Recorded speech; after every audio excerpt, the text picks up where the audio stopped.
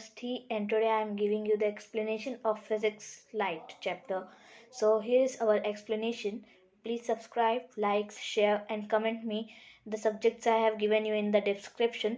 So if you have any doubt in that chapter, you can tell me so I can explain it to you. So let's start. Hello friends, and I am Ayushman Awasthi and it's Life of Knowledge. So first question arises from the physics lesson, the light chapter. What is light? Light क्या होती है? Light is an invisible energy which causes in us the sensation of vision.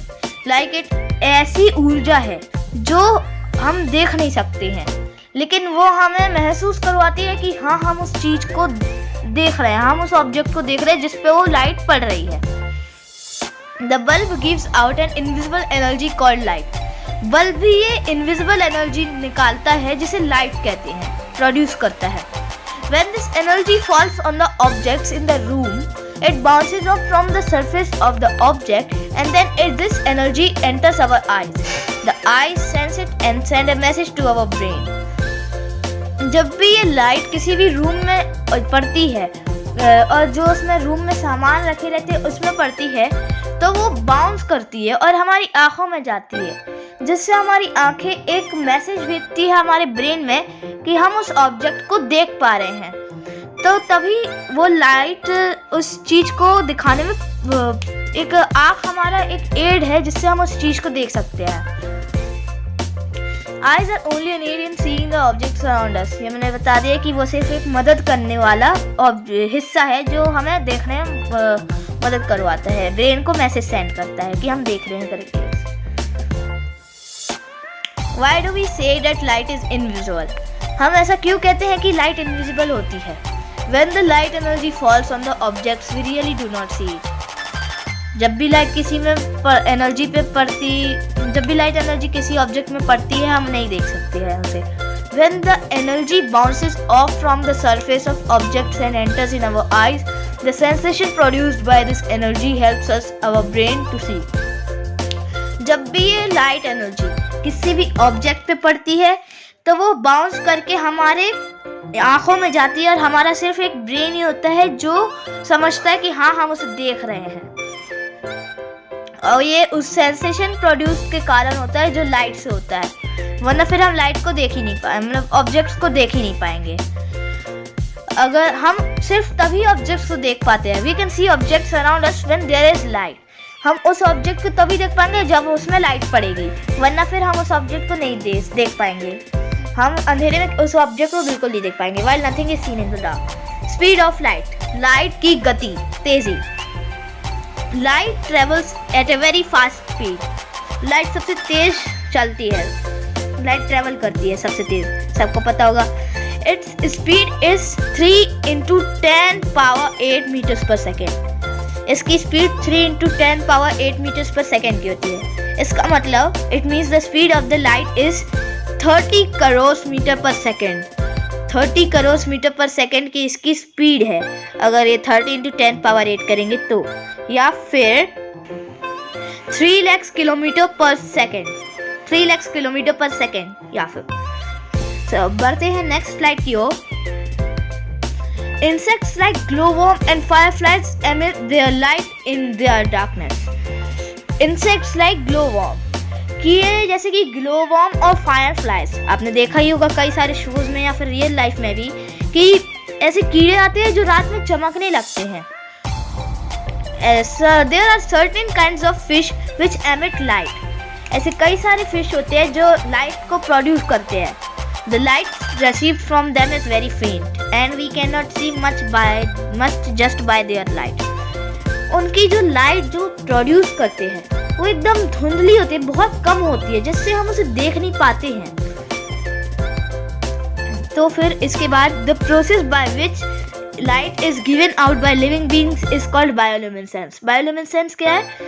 वह process जिससे कोई भी जीता हुआ प्राणी, जीने वाला प्राणी अपने अंदर से उस ऊर्जा लाइट को निकालता है, तो उसी प्रोसेस को हम बायोल्यूमिनेसेंस कहते हैं. अब बात आई ल्यूमिनस बॉडीज की. Luminous bodies, all bodies which emit light energy by themselves are called luminous bodies. वो बॉडीज, वह वस्तुएं जो खुद से अपने अंदर से उस लाइट एनर्जी, उस ऊर्जा को निकाल रहे होते हैं, उसे कहते हैं ल्यूमिनस बॉडीज। जैसे कि हम देखते हैं एक बल्ब या फिर एक कैंडल समझ लीजिए आप, ये अपनी तरफ से क्या करते हैं, इसकी ये जो फायर है ये पूरी लाइट वेरियस डायरेक्शंस में ट्रैवल करती है। तो ये लाइट किससे आ रही है, इस कैंडल से। तो बस यही हमारा एक ल्यूमिनस बॉडीज है जो खुद से लाइट को प्रोड्यूस करता है। लेकिन इसमें आप बायोल्यूमिनेसेंस और इसमें कंफ्यूज मत होइएगा, क्योंकि अगर आप बायोल्यूमिनेसेंस की बात करेंगे तो जैसे कि फिश होगी या फिर उसमें जितनी भी कैटेगरीज होगी जो लिविंग बीइंग्स में है ना, जो लिविंग बीइंग्स प्रोड्यूस करती हैं लाइट को, उसमें आएगा। और अगर आप करेंगे ल्यूमिनस बॉडीज के लिए तो उन चीज के लिए रहेगा जो जिंदा नहीं रहती है और अपने आप से प्रोड्यूस करती है लाइट। जैसे आप देख लो एक लाइट बल्ब, फ्लोरोसेंट लाइट, ये सब एग्जांपल्स है इसके। Non-luminous bodies, the bodies which do not emit light energy of their own but reflect the light energy falling on them and hence become visible are called non-luminous bodies। जैसा कि हमने पढ़ा था कि जब भी लाइट किसी ऑब्जेक्ट में फॉल करती है तो वो बाउंस होकर हमारी आंखों में जाती है। तो देखो लाइट एनर्जी जो फॉल कर रही होती है वो हमारी ल्यूमिनस बॉडीज हुई, लेकिन जिस पे वो फॉल कर रही होती है और फिर वो बाउंस होती है तो उसे नॉन ल्यूमिनस बॉडीज कहते हैं, क्योंकि वो खुद की एनर्जी नहीं होती, खुद की एनर्जी प्रोड्यूस नहीं करती, लेकिन वो दूसरी जो एनर्जी उस पर पड़ रही है, लाइट पड़ रही है, उसे वो बाउंस करके हमारी आंखों तक पहुंचाता है और तभी वो विजिबल होता है, हमें देखने तभी वो दिखने लगता है। There are different kinds of light and medium, light और मीडियम। अब बात है मीडियम की। मीडियम क्या होता है? मीडियम एक ऐसी सब्सटेंस होती है जो लाइट को अपने अंदर से पास होने देती है, मतलब जाने देती है अपने से। जैसे कि आप देख लो ऑप्टिकल मीडियम क्या होती है, कोई भी ऐसी वस्तु जिससे लाइट एनर्जी निकल सके, धुंधली भी हो सकती है या फिर पूरी तरह से भी निकल जाए, उसे ऑप्टिकल मीडियम कहते हैं। जैसे कि आप देख लो एक मैं ग्लास लेता हूँ, ये एक ग्लास है। अब अगर मैं इसके अंदर से लाइट, मतलब क्लियर ग्लास है, बिना कुछ मड़ी का नहीं है, तो अगर इस पे लाइट मारेंगे तो ये या तो धुंधली होगी या फिर एकदम साफ रहेगी। तो ये क्या हुआ हमारा, ये हो गया हमारा ऑप्टिकल मीडियम। Optical medium. तो बढ़ते नेक्स्ट स्लाइड की ओर। Homogeneous medium. होमोजेनस मीडियम क्या होता है? An optical medium which has a uniform composition throughout is called an homogeneous medium। अब हमने ये तो पढ़ा था कि ये मीडियम क्या होता है, जो अपने अंदर से लाइट को पास होने देता है, लेकिन अभी यूनिफॉर्म कॉम्पोजिशन का क्या मतलब होता है? ये यूनिफॉर्म कॉम्पोजिशन का क्या मतलब होता है? तो यूनिफॉर्म कॉम्पोजिशन का मतलब यह होता है कि जो कंपोनेंट्स, कोई भी molecules of all the components, सभी कंपोनेंट्स के मॉलिक्यूल्स जो समान रूप से व्यवस्थित होते हैं, वह यूनिफॉर्म कॉम्पोजिशन होते हैं। अब हेट्रोजेनस मिक्सचर मीडियम की बात आती है। An optical medium which has different composition at different points is called heterogeneous medium. अब बात आई हेट्रोजेनस मीडियम की, जिसमें है different composition at different points. अब different composition at different points का मतलब है कॉम्बिनेशन ऑफ पार्ट्स और एलिमेंट्स। पार्ट्स और एलिमेंट्स का मिलना, वो भी अलग अलग पॉइंट में, उसे कहते हैं heterogeneous mixture. Heterogeneous mixture. Transparent medium. अब आपने कई बार नाम सुना होगा ट्रांसपेरेंट ग्लास का। अब उसका देखो सच्चाई भी जान लो, क्योंकि ये सबको पता होगा कि कोई भी चीज जो साफ हो उससे तो लाइट पास हो ही जाती है। तो ट्रांसपेरेंट मीडियम एक ऐसा मीडियम होता है जो बिल्कुल साफ रहता है और वो बहुत सारी लाइट को, मतलब पार्शियली भी नहीं रहती, मतलब पूरी होल रहती है और पार्शियल से भी ज्यादा रहती है, उतनी अलाउ करती है लाइट को ये पास करने में, उसके द्वारा उसको अपनी तरफ से बढ़ने में, उसके ऊपर से। तो उसे ट्रांसपेरेंट मीडियम कहा जाता है। जैसे कि आप देखो यहाँ पे, जैसे मैंने पहले भी बताया था कि क्लियर ग्लास है, उस पे ऊपर अगर हम लाइट ऐसे कैंडल ये वाली पास लाएंगे और यहाँ पे मानो कोई एक ऑब्जेक्ट है, जैसे कि अगर आप देख लो नॉन ल्यूमिनस, जैसे मैंने आपको बताया था, तो यहाँ पे मैं आपको रख लेता हूँ एक वॉल है, ये एक वॉल है। अगर ये कैंडल इसके पास ले जाएंगे और थोड़ा सेफ डिस्टेंस में ताकि ये जले ना, और वॉल से इसको थोड़ा सा बस गैप छोड़ेंगे और इसके पास कैंडल की फ्लेम ले जाएंगे ये वाली, तो क्या होगा, ये फ्लेम इस ग्लास से दूसरी तरफ में दिखेगी। ऐसा क्यों? क्योंकि ये ग्लास जो है ये हमारा होता है ट्रांसपेरेंट मीडियम,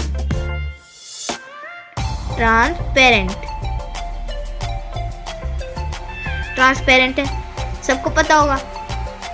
अब बढ़ते हैं नेक्स्ट की ओर। Translucent medium, a medium which partially allow the light energy to pass through it is called translucent medium। अब आपने देखा होगा कुछ ग्लास ऐसे रहते हैं जो एकदम गंदे रहती है, या फिर आपने देखा होगा कुछ हवा ऐसी जिसमें मिट्टी, मतलब जैसे आपने देखा होगा ट्विस्टर वगैरह होता है, एक तूफान, तो उसमें सब पूरा कचरा हवा में मिल जाता है, डस्ट पार्टिकल्स मिलते हैं। तो अगर हम लाइट मारेंगे तो साफ से दिखेगी या धुंधले में? क्लियर है, साफ नहीं दिखेगी, धुंधले ही दिखेगी। तो वो जो साफ नहीं दिखती है एक ऐसी मीडियम है जो पार्शियली अलाउ करता है। जैसे अगर एक ग्लास होगा जो बहुत गंदा होगा, उतना ही नहीं, थोड़ा साफ होगा, लेकिन अगर थोड़ा सा गंदा होगा तो वो पार्शियली अलाउ करेगा, कभी भी पूरा अलाउ नहीं करेगा, तो उसे कहेंगे नाम translucent medium. Now let's come to our opaque bodies. Opaque bodies. अब देखो opaque bodies क्या होती है? Those bodies which do not allow the light energy to pass through them are called opaque bodies. वह बॉडी, जैसे कि आप देखोगे अलमारी है, उसमें आप लाइट मारोगे वो पास होने नहीं देगी। क्यों? क्योंकि वो एक opaque बॉडी है। अब बात है कि opaque बॉडी क्यों, ऐसे बॉडी क्यों है, मीडियम क्यों है? तो भाई मैंने पहले भी बताया है कि opaque मीडियम अगर होता तो वो लाइट को पास होने देता, लेकिन अगर लाइट को पास होने नहीं दे रहा है मतलब वो एक बॉडी, opaque बॉडी होगी। Point source of light, a source of light which is the size of pin head of A common pin is called a point source of light. एक ऐसा सोर्स ऑफ लाइट, जैसे आपने देखा होगा कहीं से भी लाइट आ रही होती है, आपने एक फ्लैश लाइट देखी कि अंदर में एक छोटा सा सोर्स भी तो रहता है उस लाइट का। फिर जैसे ही वो, मैं आपको दिखाता हूँ डायग्राम बना के, जैसे कि ये एक फ्लैश लाइट है, ठीक है, ये फ्लैश लाइट का आप जैसे ही देखते हो उल्टा करके यहाँ पे एक छोटा सा बल्ब लगा रहता है, तो ये जो छोटा सा बल्ब है ये पॉइंट सोर्स ऑफ लाइट होता है। पॉइंट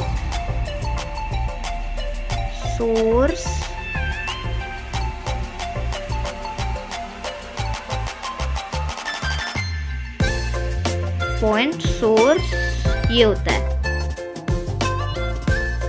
बस। और फिर ये जो ग्लास है ये क्या फंक्शन करता है ये वाला, तो ये मैं आपको बाद में बताने वाला हूँ क्योंकि ये बाद में भी इंक्लूडेड है। तो चलो चलते हैं हम अपने नेक्स्ट स्लाइड में। Extended source of light. Extended source of light क्या होती है? Any source of light which is bigger than the point source of light is called N extended source of light. देखो सोर्स ऑफ लाइट आपने देखा होगा कि वो उससे बड़ी रहती है, और इसके लिए हम कैसे कह सकते हैं, जैसे आप कैंडल को देख लो, एक छोटी सी कैंडल है, ठीक है, अगर उसमें हम एक फ्लेम देखते हैं तो ये फ्लेम इससे बड़ा है। देखो ये जो बत्ती है इसी में तो लगाते हैं, आगे इससे में थोड़ी ना लगाते, तो ये बत्ती इससे छोटी है। ये जो आप देख रहे हो एक लाइन है, ये इससे छोटी है, तो इससे लाइन से बड़ा हुआ, तो मतलब ये पॉइंट सोर्स ऑफ लाइट से बिगर है। बीम ऑफ लाइट एक beam of light point source of light, a source of light which is of the size of pin. Extended source of light, a light any source of light which is bigger than the point source of light is called an extended source of light। ठीक है, आगे continue करते हैं। ray of light, the path along which the light energy travels in a given direction is called a ray of light। जैसे मैंने बताया था कि लाइट हमेशा सीधे में ही ट्रेवल करती है। ये जैसे कि एक कैंडल है तो ये सीधे में ही ट्रेवल करेगी, जिगजैग पोजीशन में नहीं करती है, क्योंकि यही इस लाइट का प्रिंसिपल होता है।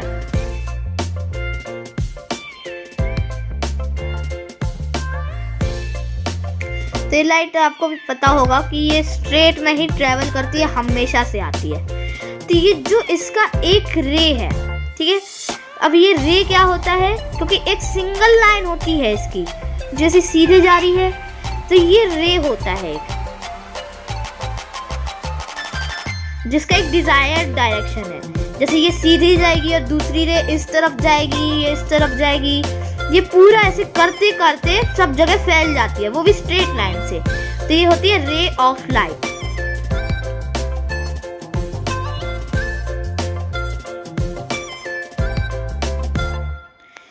बीम ऑफ लाइट, एक collection of large number of rays of light is called beam of light. अब बीम ऑफ लाइट क्या होती है? अब बीम ऑफ लाइट ये होती है कि जैसे आप देखे होंगे कि बीम ऑफ लाइट आपने टॉर्च में जैसे ही लगाए होंगे, एक टॉर्च होती है, ये मतलब टॉर्च का ये आगे वाला हिस्सा है, ठीक है। अब ये जो इससे लाइट निकलती है ऐसी स्ट्रेट डायरेक्शन में जाती है ना, तो इसमें स्ट्रेट डायरेक्शन में ऐसे ऐसे करके जाती है सारी पैरेलल लाइंस, और इस तरफ में कोई नहीं जाती है क्योंकि यहाँ से ये क्लोज्ड रहती है। तो ये जो एक टॉर्च है, मैंने एग्जांपल दिया है, तो ये जो लाइट है ये ओनली इस तरफ में जा रही है। तो ये जो होता है ये बीम ऑफ लाइट होती है। जैसे अगर आप फ्लैश को इसको ऊपर तरफ में मारोगे, ऊपर स्काई तरफ में, तो ये बिल्कुल एकदम रात में दिखेगा आपको कि ये बिल्कुल सीधा जा रही है, इस तरफ में बिल्कुल नहीं फैलती है। तो यही होती है हमारी ये बीम ऑफ लाइट। बढ़ते नेक्स्ट स्लाइड की ओर। Parallel beam of light. Parallel beam of light क्या होती है? When a large number of rays travel parallel to each other, then collection of such rays is called a parallel beam of light. अब देखो ये जो beam of light है ये इसी के जैसा है, लेकिन इस समय क्या होता है कि जब भी आपने देखा होगा फ्लूरोसेंट लाइट से तो ये यहाँ पे फैलती रहती है, लेकिन कुछ ऐसे सोर्सेज भी आते हैं जिससे लाइट हमेशा ऐसे करके ट्रैवल होती रहती है, वो भी इन अ फिक्स डायरेक्शन, ऐसे करके इस तरफ में, ये सब एक ही डायरेक्शन में जाती है। तो ये जब लार्ज नंबर में होती है तब इसे पैरेलल बीम ऑफ लाइट कहते हैं। Okay, so now divergent beam of light. Divergent beam of light क्या रहती है? When the rays of light starting from a point travel in various directions, then the collection of such rays is called a divergent beam of light. अब divergent beam of light क्या होती है मैं आपको अभी एक्सप्लेन करता हूँ। यहाँ पे जैसे आप ले लीजिए कि एक सोर्स ऑफ लाइट, ये जैसे कि एक इससे ऐसे, तो ये कहाँ से स्टार्ट हो रही है? एक पॉइंट से लेके पूरे में फैल रही है, तो ये इसका पॉइंट सोर्स हुआ। जैसे मैंने आपको बताया था जहाँ से लाइट चालू होती है कॉमन पिनहेड का होता है, तो ये पॉइंट सोर्स है, पॉइंट सोर्स, ये पॉइंट सोर्स हो गया। फिर ये सब जगह फैलती है तो क्या होती है? डाइवर्जेंट बीम ऑफ लाइट होती है। जैसे कि आपने देखा होगा कि एक फ्लूरोसेंट, मैंने अभी आपको एग्जांपल दिया था जस्ट, कि अगर आप ले लो एक कोई भी लाइट का सोर्स, जैसे कि कैंडल ले लोगे आप, ठीक है, तो कैंडल की ये जो फ्लेम होती है, ये कैंडल की जो फ्लेम होती है वो एक पॉइंट से स्टार्ट होती है, एक पॉइंट से स्टार्ट होती है। तो ये जो पॉइंट से स्टार्ट होती है, इसका जो पॉइंट है ये, उसे कहते हैं हम divergent beam of light. Divergent beam of light.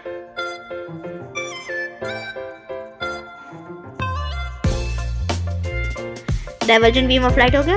अब इसके बाद convergent beam of light. Convergent beam of light क्या होता है? When the rays of light coming from different directions meet at a point, then such a collection of rays is called a convergent beam of light. Convergent beam of light वह raise जो अलग अलग direction से, कई सारी direction से आ रही होती है। जैसे मैंने आपको दिखाया था कि ये इस स्लाइड में, यहाँ पे मैंने दिखाया था कि कैंडल बनी हुई थी। अब ये कैंडल जैसे ही मैं बनाता हूँ फिर से इस डायग्राम को, अब ये देखो ऐसे फैल के जा रही थी। अब अगर क्या होगा कि अगर हम इसमें अपने कांच वाला लेंस रख दे, जैसे कि यहाँ पे एक लेंस है, ठीक है, ये एक लेंस है, कॉन्वेक्स लेंस, तो जैसे ये इसके मिडल पॉइंट में ऐसे यहाँ तक आएगी, तो ये फैल के ऐसे वाली जो इस तरह से जाती थी वो ऐसे नहीं जाएगी, वो सीधे जाएगी, ये भी सीधे, ये भी सीधे, ये भी सीधे, ये भी सीधे, और सीधे प्लेन सरफेस में टकराएगी, तो जिससे पूरा प्लेन सरफेस एकदम क्लियरली विजिबल होगा और दूर तक जाएगी ये लाइट। तो इससे दूर तक नहीं, मतलब विजिबल अच्छे से हो जाता है। जैसे हेडलाइट देखोगे आप कार की हेडलाइट में ये कैंडल का वो नहीं होता है, इसमें हेडलाइट में ओनली एक बल्ब होता है अंदर में, फिर ये कवर्ड रहता है शीशे से, और फिर यहाँ से वो पूरे में फैलते जाते हैं, तो सीधे जाती है, ऐसे सीधे जाती है। तो ये हो गया हमारा convergent beam of light.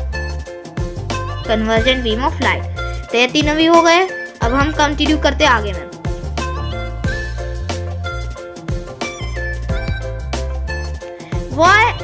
What is rectilinear propagation of light?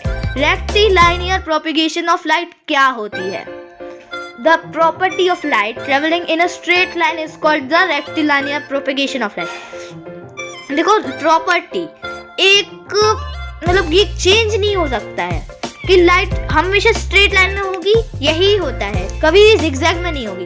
तो ये एक प्रॉपर्टी है।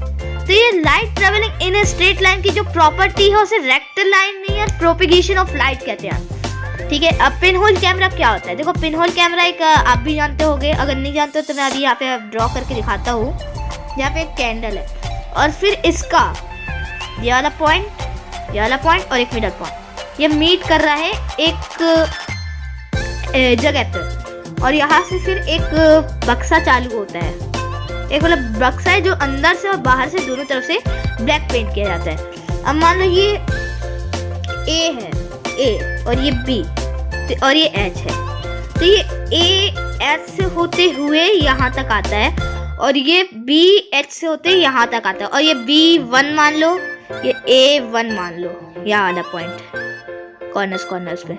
फिर ये जैसे यहाँ पे आता है और ये स्ट्रेट जाता है, तो ये क्या करता है, एक तो यहाँ पे स्क्रीन रखी रहती है, तो ये यहाँ पे एक कैंडल फॉर्म करता है। ये स्क्रीन को भी मैं रब कर देता हूँ।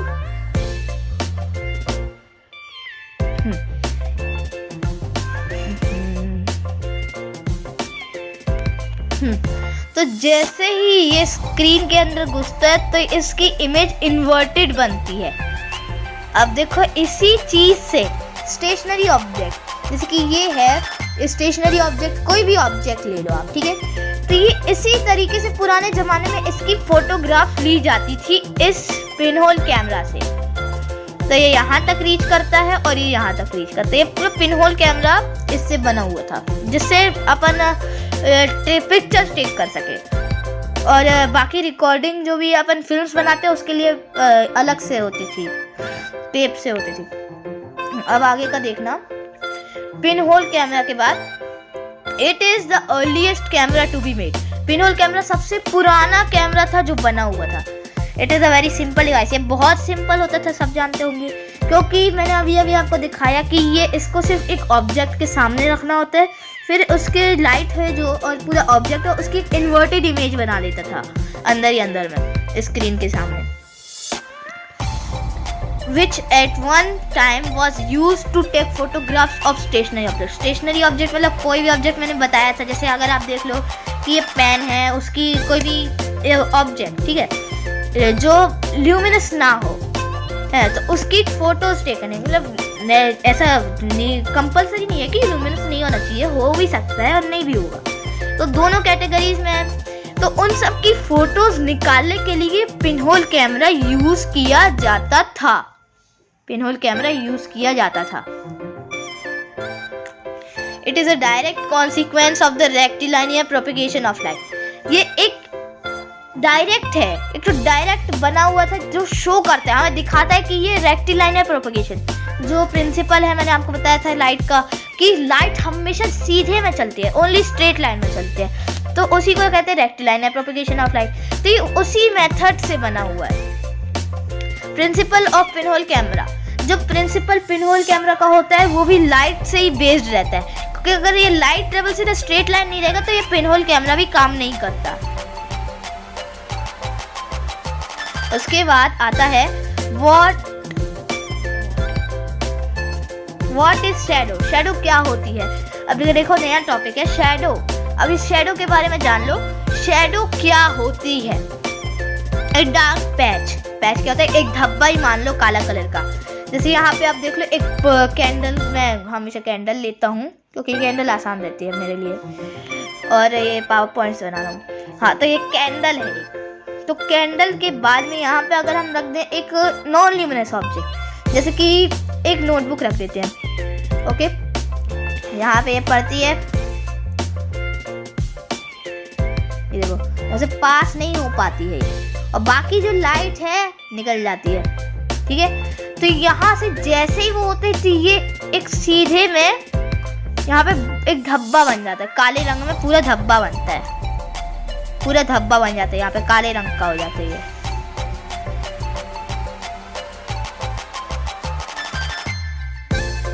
ओके, सो काले रंग का पूरा यहाँ पे धक्का बिल्कुल काला होता है, एक भी जगह नहीं छोड़ता है। और ये जो आप देख रहे होगे ये बची हुई लाइट है इसकी, यानी इसकी बची हुई लाइट है ये। तो ये जो काला धब्बा है इसे शैडो कहते हैं, जो इसके पीछे बनी हुई है। ओके, सब इसको मिटाते हैं, अब और समझ लो इसके बारे में।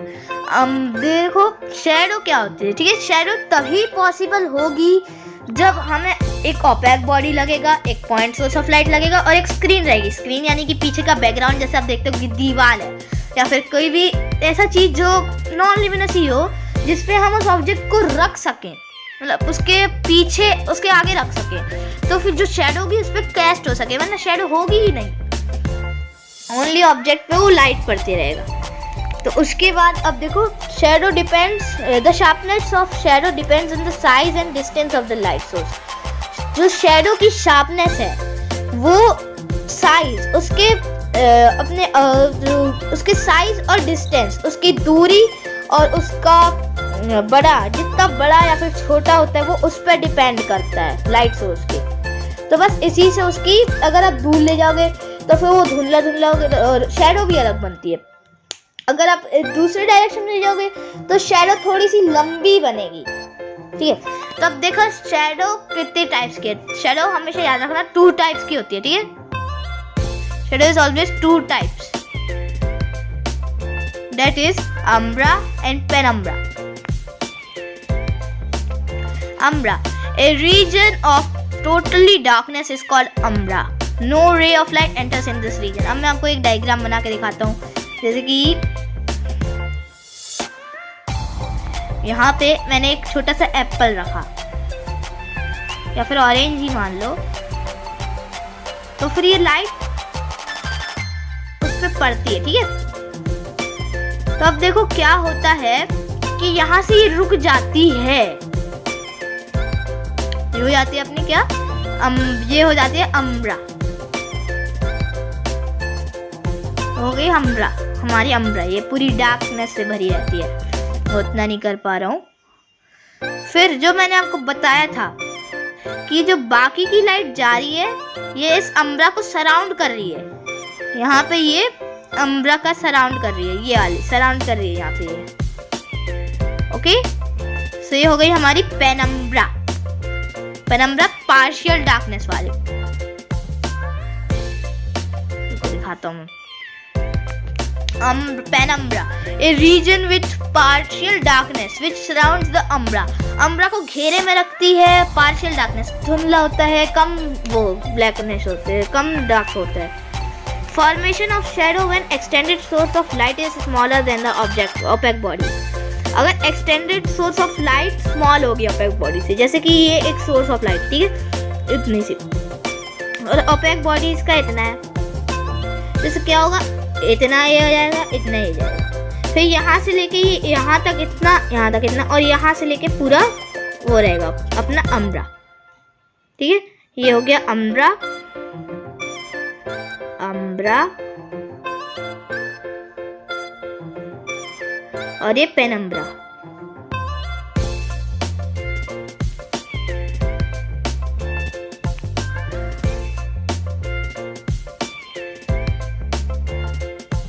ये पेनम्ब्रा।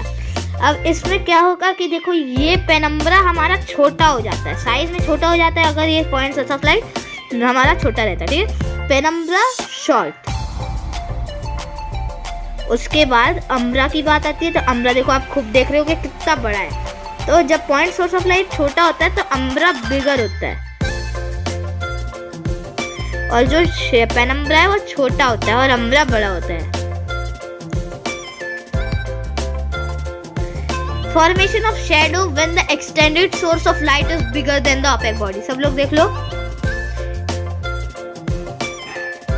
जब ये जैसे सोर्स ऑफ लाइट है इतनी बड़ी है, ठीक है, और ये इसका अम्ब्रा है, मतलब ओपेक बॉडी है, तो फिर ये इसका इतना वो, ये देखो यहाँ पे स्टॉप हो रही है और इसका फिर यहाँ से वो बन रहा है पार्शियल डार्कनेस वाला, तो ये है, ये इसको घेरे में रखिए। अब आप देखोगे ये अम्ब्रा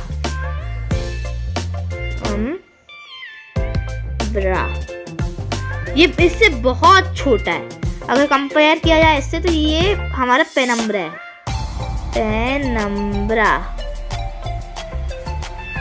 ये से बहुत छोटा है, तो इसलिए जब भी पॉइंट सोर्स बड़ा होगा तो पेनम्ब्रा ऑलवेज बिग ही कर लो, और जब भी ये और ये अम्ब्रा होता है वो शॉर्ट होता है, स्मॉल।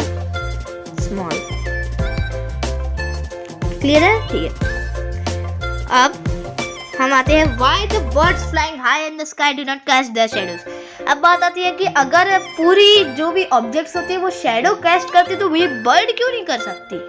तो इसका रीजन ये होता है कि जैसे ये डायमीटर ऑफ द सन ले लो आप, ठीक है, अब डायमीटर ऑफ द सन, यहाँ पे एक बर्ड ले लिया मैंने, यहाँ पे इसको ब्लैक कलर में कर देता हूँ, बर्ड है ये।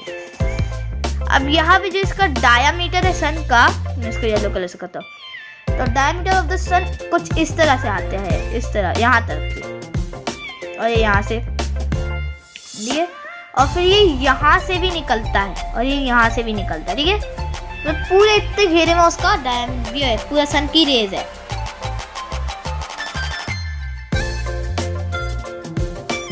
इतनी पूरी सन की रेज है। अब मैं इसको मिटा रहा हूँ, यार पूरा मिट गया। तो ये डायमीटर ऑफ सन है, ये वाला, ये डायमीटर ऑफ सन। अब ये देखो रेज जो भी आ रही है, ये देखो यहाँ पे बर्ड है, तो ये यहाँ से इसका पेनम्ब्रा फॉर्म हो रहा है, ठीक है, पेनम्ब्रा, और इसका जो बर्ड का शेडो है वो एक पॉइंट पे आते आते यहीं पे फिनिश होता है, एयर में ही फिनिश हो जाता है अम्ब्रा, और इसका पेनम्ब्रा भी इतना धुंधला होता है कि उसे देखना बिल्कुल नामुमकिन सा, मतलब मुश्किल होता है, नामुमकिन भी नहीं है, मुश्किल होता है। तो इसीलिए वो अपनी शैडोज बहुत कम बार कास्ट करते हैं, या फिर शैडोज कास्ट करते ही नहीं है, अम्ब्रा भी कास्ट नहीं कर पाते हैं, जमीन तक पहुंचता ही नहीं है। तो यही था इसका रीजन। अब है what is an eclipse. Eclipse ग्रहण क्या होता है? Shadow cast by the heavenly bodies on each other is called an eclipse. Heavenly bodies की बात आती है। हेवनली बॉडीज क्या है? जो स्पेस में जितनी भी बॉडीज रहती है, जैसे कि आप देख लो सन देख लो, अर्थ देख लो, मून, ठीक है, जो, लेकिन सन देखो अपने आप में ही एक लाइट का सोर्स है, तो अर्थ और मून ले लो और बाकी प्लैनेट्स जो एक दूसरे पे शैडो कैस्ट करते हो। अब देखो बाकी प्लैनेट्स तो सन के सामने होते ही नहीं है ज्यादातर, तो सिर्फ मून और अर्थ अपने ऊपर में शैडो कास्ट करवाते हैं एक दूसरे पे। तो इससे क्या होता है? How is lunar eclipse caused? Lunar eclipse कैसे कॉज होता है मैं अभी दिखाता हूँ आपको। देखो लूनर एक्लिप्स में क्या होता है, पहले आप ये जान लो। Lunar eclipse is always caused on full moon night. During their course of revolution, the sun, the earth and the moon happen to be in the same straight line and in the same plane such that the earth is between the sun and the moon. Lunar eclipse में क्या होता है कि वो सिर्फ हमेशा full moon night में होता है और उस कोर्स के दौरान में वो तीनों, ये सन, अर्थ और मून एक ही जगह पे, एक ही प्लेन में आ जाते हैं एक साथ में। तो इससे क्या होता है कि मून पे जैसे सन के सामने अर्थ और अर्थ के पीछे मून, तो देखो मून नाइट साइड में मून विजिबल नहीं होता क्योंकि इसमें देखो सूरज की रोशनी पड़ नहीं रही होती है। देखो मैं दिखाता हूँ, ये जैसे कि हमारा सन है, ये सन है, ये अर्थ है हमारा, ओके, और ये मून है। अब मून में देखो ये यहाँ से ऐसे जा रहा है, ओके, अब ये इसकी रेज है, लाइट की रेज है। अब ये इसके बाद ये मून में पूरा अम्ब्रा का घेरा लग जाता है, ठीक है। अब क्या होता है कि कभी कभार मून इस हमें साइड में भी मिल जाता है। अब वो क्यों होता है? क्योंकि देखो जल्दी से मून अपना इस तरफ में बढ़ने लगते हैं। देखो मैंने बोला था कि एक ही साथ में एक बार आ जाते हैं, जैसे मून देखो रोटेट करता है, ठीक है, तो फिर ये निकल जाता है, उसके डार्क पैच से निकल जाता है ये, अर्थ के, तो इसीलिए ये बहुत कम देर तक होता है, यही इसका रीजन था। ओके, अब देखते हैं, अगर मून की अपनी लाइट नहीं है तो फिर वो विजिबल कैसे होगी? नहीं तो फिर अगर होती तो मून सन के जैसा ही बिल्कुल विजिबल रहता ऑल डे और नाइट जैसा भी करो, ठीक है। तो इसी से ल्यूनर एक्लिप्स कॉज होता है। अब देखो, मैंने बता ही दिया था कि हर थोड़े समय के बाद मून वापस में आ जाता है स्काई में, क्योंकि जब मून मूव कर रहा होता है अपने पाथ पे, तो फिर जो अर्थ की उसकी अम्ब्रा होती है वो उससे निकल जाता है और फिर धीरे धीरे वो फेंट शैडो से दिखाई देने लगता है और फिर वो आ जाता है सामने। How is it solar eclipse cause? Solar eclipse कैसे होता है? देखो, सोलर एक्लिप्स के मैं दिखाता हूँ। ये एक सन है, ओके। तो इस समय क्या होता है कि इस समय आपका जो मून होता है वो सन और अर्थ के बीच होता है। ये मून है, ओके, ये अर्थ है, ये इसकी रेज है, ठीक है। ये रेज, ये रेज, ये रेज, ये ठीक है। अब देखो, मून में जितना भी पड़ा है ये कोन शेप में हो जाता है, ठीक है। और जितना भी यहाँ पे उसका रीजन है ना, जितने भी लोग होते हैं उस रीजन में, जिस जगह पे ये अम्ब्रा पड़ रही होती है, उन्हें कुछ ज्यादा दिखता नहीं है। और उन्हें एक ऐसा, जैसे आप दिखाऊंगा मैं आपको बाद में, ये देखो यहाँ पे ये अम्ब्रा पड़ रही है और इस साइड में पूरी पेनम्ब्रा है, यहाँ पे फिर भी लाइट है। अब मैं आपको आगे जो बता रहा हूँ उसको ध्यान से सुनिएगा। जैसे कि उस रीजन में जिस में अम्ब्रा होता है, तो उस रीजन में कहीं उसमें ऐसा कुछ दिखता है। ये मून है, ये सन है, ठीक है।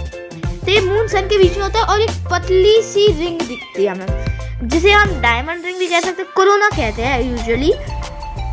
उसे और ये लॉकडाउन में लगा कोरोना नहीं, उसे अलग से कोरोना भी कहा जाता है। तो ये जो दिखता है ये एक उस रीजन में रहने वाले लोगों को दिखता है और इससे एक ब्राइट स्टार भी कहा जा सकता है, क्योंकि ये सबसे ब्राइट होता है, ये वाला सबसे ज्यादा लाइट वाला होता है।